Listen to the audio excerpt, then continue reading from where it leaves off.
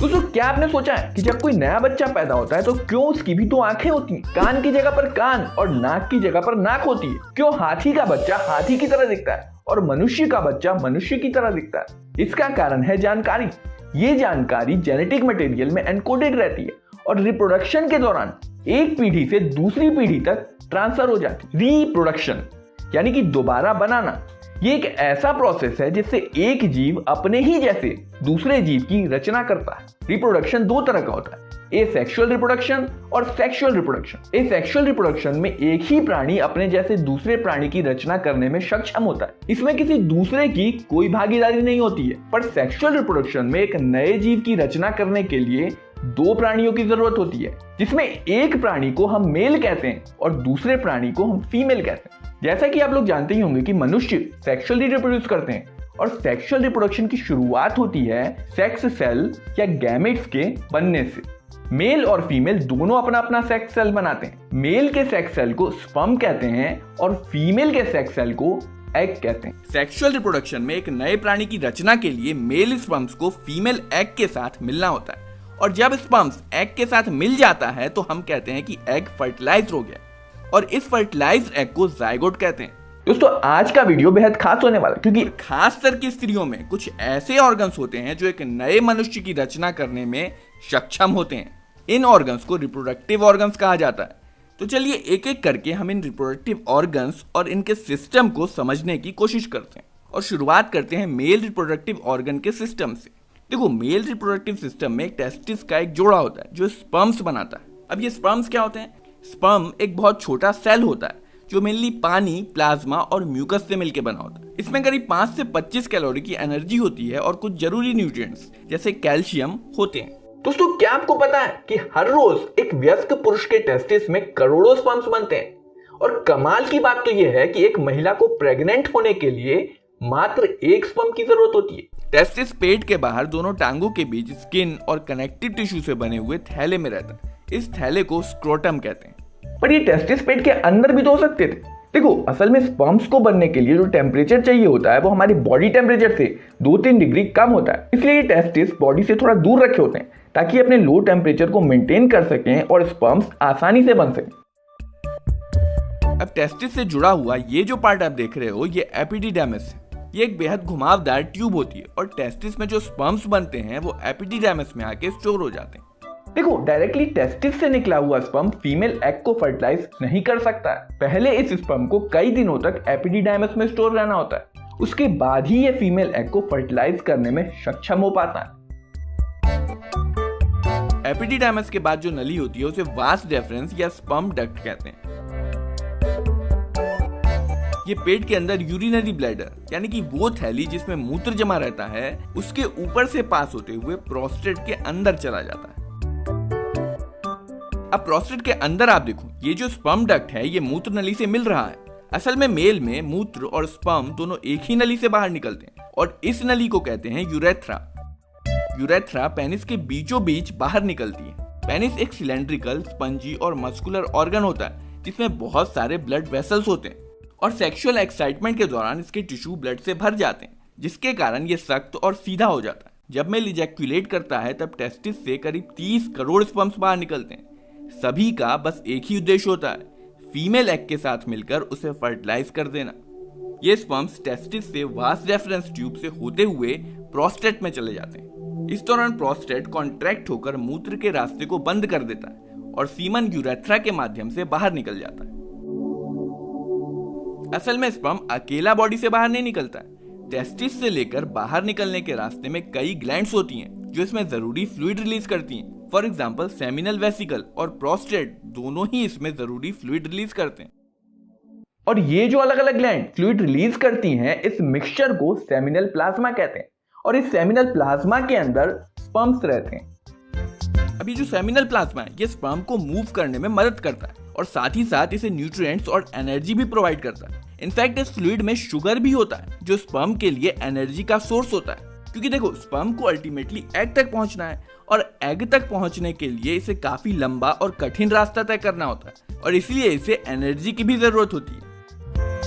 तो देखो सबसे पहले तो टेस्टिस से स्पर्म बाहर निकले, फिर अलग अलग ग्लैंड्स ने इसमें सेमिनल प्लाज्मा मिलाया और फाइनली जो चीज मेल के बॉडी से बाहर निकलती है वो सेमिनल प्लाज्मा और स्पर्म का गाढ़ा मिक्सचर होता है, और इस मिक्सचर को सेमिनल फ्लूइड या सीमन कहते हैं। सेमिनल फ्लूइड एक गाढ़ा और अल्कलाइन फ्लूइड होता है जो स्पर्म जब फीमेल के वेजाइना में एंटर करता है तो वहां के एसिडिक वातावरण से इसको सुरक्षित रखता है।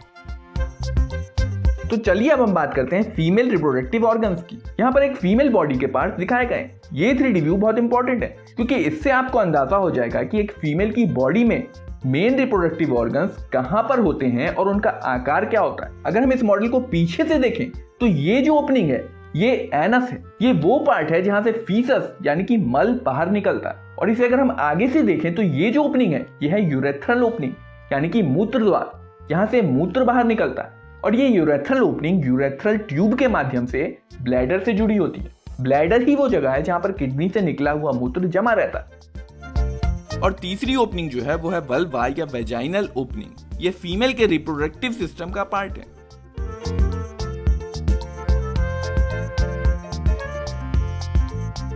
फीमेल रिप्रोडक्टिव सिस्टम में 2 ओवरीज, 2 फैलोपियन ट्यूब्स, एक यूटेरस और एक वेजाइना होती है।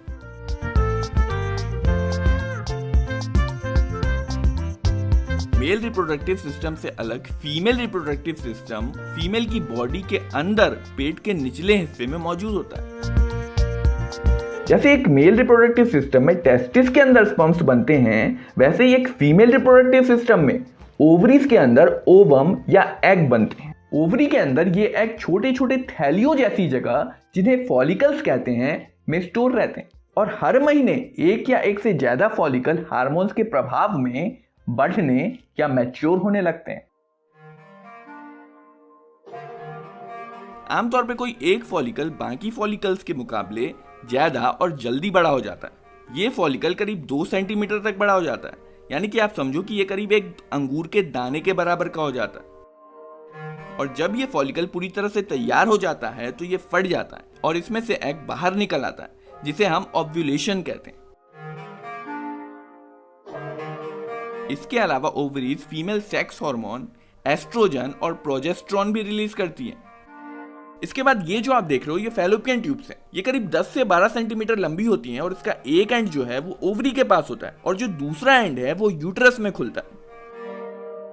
फैलोपियन ट्यूब्स ही हैं जो ओवरीज को यूटेरस से कनेक्ट करती हैं। अब यहाँ पे आप देखो फैलोपियन ट्यूब का जो ओवरी के पास वाला हिस्सा है वो थोड़ा फैला हुआ है और इसमें कुछ उंगलियों जैसे प्रोजेक्शंस हैं। जब ओवरी एग रिलीज करती है तो ये प्रोजेक्शन एग को फैलोपियन ट्यूब के अंदर पहुंचाने में मदद करते हैं। फैलोपियन ट्यूब का जो मेन काम है वो है ओवरी से एग को रिसीव करना और उसे यूटेरस तक पहुंचाना। यूटेरस, जिसे वूम या हिंदी में गर्भाशय या कोख भी कहते हैं, यही वो जगह है जहां पे एक शिशु प्रेगनेंसी के दौरान विकसित होता है।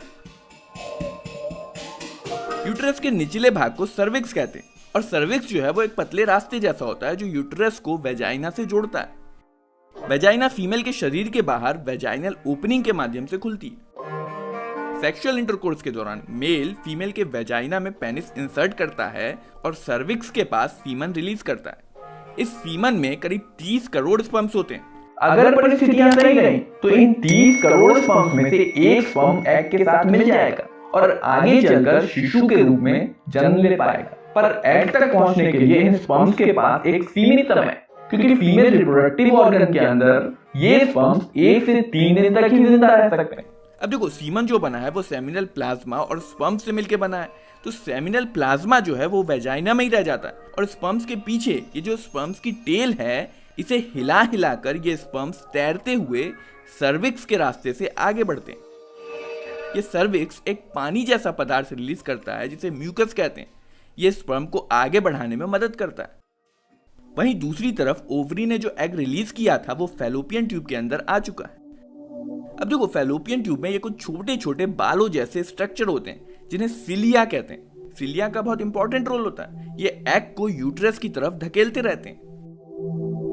इसके अलावा फैलोपियन ट्यूब में म्यूकस भी रिलीज होता है और साथ ही साथ इसकी मसल्स भी कॉन्ट्रैक्ट होती रहती हैं जो एग को यूटेरस की तरफ धकेलने में सहायता करती हैं। ये जो एग है इसकी जो सबसे बाहरी परत है उसे कोरोना रेडियाटा कहते हैं और इसके अंदर एक और सुरक्षा परत होती है जिसे जोना पॉल्यूसिटा कहते हैं।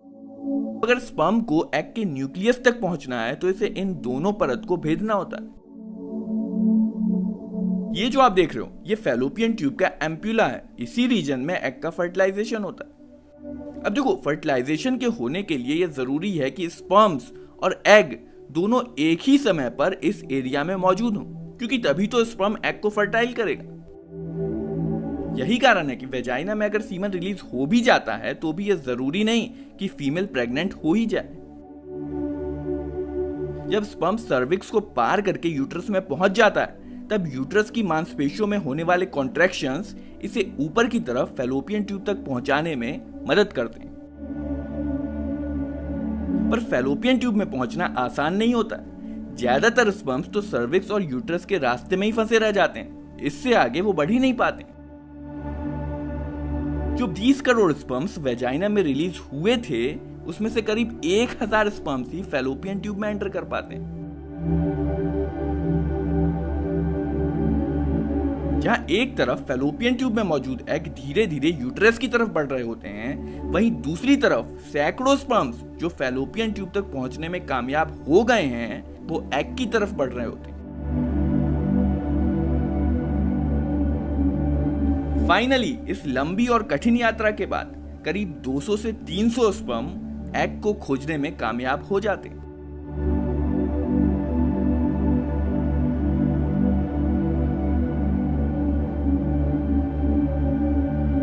इन स्पर्म्स में से कई स्पर्म एग की बाहरी परत कोरोना रेडिएटा को छेद कर एग की दूसरी परत जोना पॉल्यूसिटा तक तो पहुंच जाते हैं, पर इसके बाद जोना पॉल्यूसिटा को छेद कर कोई एक ही स्पर्म एग को फर्टाइल कर पाता है।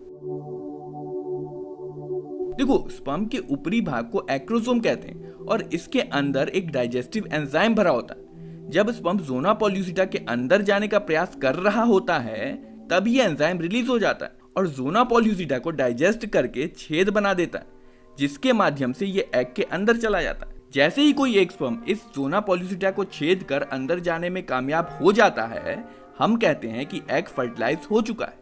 और इसके तुरंत बाद जोना पॉल्यूसिटा सख्त हो जाता है और दूसरे स्पर्म को एंटर करने से रोक देता है। स्पर्म के न्यूक्लियस जिसमें 23 क्रोमोसोम होते हैं वो एग के अंदर आ जाते हैं। क्रोमोसोम्स डीएनए के बने होते हैं और इसमें जेनेटिक इंफॉर्मेशन होती है।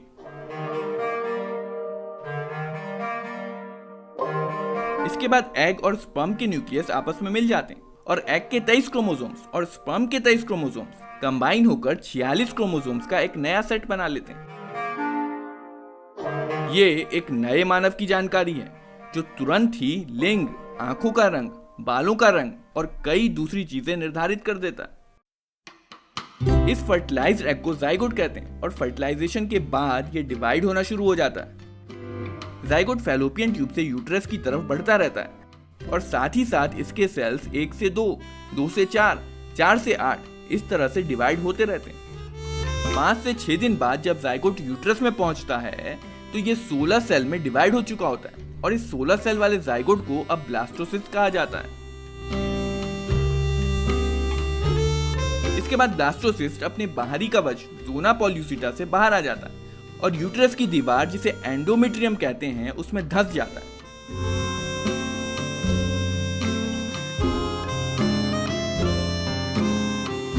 इसके बाद से ये एंडोमेट्रियम इसे ऑक्सीजन और दूसरे न्यूट्रिएंट्स प्रोवाइड करती है।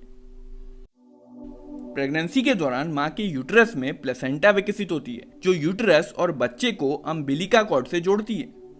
प्लेसेंटा विकसित हो रहे बच्चे को ऑक्सीजन और जरूरी न्यूट्रिएंट्स प्रोवाइड करती है और वेस्ट प्रोडक्ट को रिमूव करती है। मनुष्यों में प्रेगनेंसी 9 महीने तक रहती है और इन 9 महीनों को 3-3 महीनों की अवधि में बांटा जाता है जिसे ट्राइमेस्टर यानी कि तिमाही कहा जाता है।